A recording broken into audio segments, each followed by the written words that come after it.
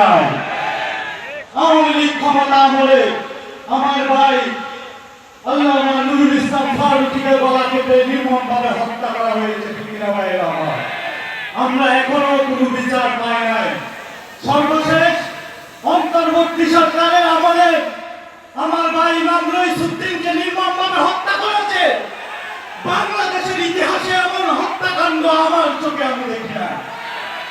এখনো পর্যন্ত আমরা সেই হত্যাকাণ্ডের কোনো বিচার পাইনি। হচ্ছে আমরা রাজনৈতিকভাবে প্রতিষ্ঠিত না।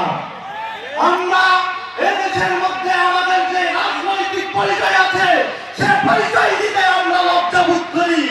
আমরা সেই পরিচয় গোপন করতে চাই। সুতরাং আমরা যদি এদেশের মাটিতে নিজেদের অবস্থান স্পষ্ট করতে চাই, এদেশের মাটিতে আমাদের অধিকার আদায় করে নিতে চাই, তাহলে আমাদেরকে রাজনৈতিকভাবে সক্রিয় হতে হবে।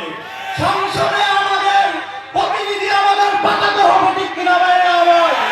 আজকে আমরা দেখতে পাচ্ছি সংসদে দর্শক দিয়ে সে সংসদের প্রতিনিধি হয়েছে, নারী নিয়ে সে হোটেলে তারা খায়। ঠিক কিনা ভাইরা আমার? আমরা দেখেছি অনেক কমেডিয়ান ভালোভাবে কথা বলতে পারে না, তারা সংসদে জায়গা পেয়েছে, আমরা জায়গা করতে পারিনি। এই ব্যর্থতা আমি মনে করি সুন্নি জনতা। ঠিক কিনা ভাইরা আমার? আমাদের সচেতন হতে হবে কিনা?